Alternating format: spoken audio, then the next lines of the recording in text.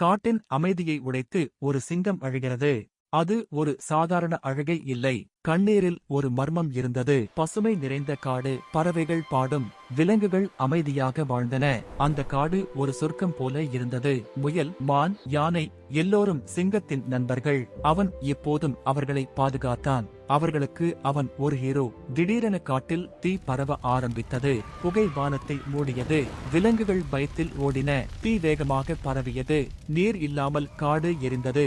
எல்லோரும் இறப்போம் என்று பயந்தனர். சிங்கம் குரல் கொடுத்து மழை வேண்டியது. அவன் ஓடினான், கத்தினான். ஆனால் உதவி வரவில்லை.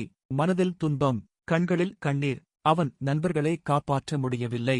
அவன் அழ ஆரம்பித்தான். அவன் கண்ணீர் நிலத்தில் விழுந்தது. அந்த இடம் தங்கமாக மாறியது. அந்த தங்கம் நீராக மாற ஆரம்பித்தது. கண்ணீரில் இருந்து உருவான நீர் தீயை அணைத்தது. காடு மீண்டும் உயிர் பெற்றது. விலங்குகள் மகிழ்ச்சியில் குதித்தன.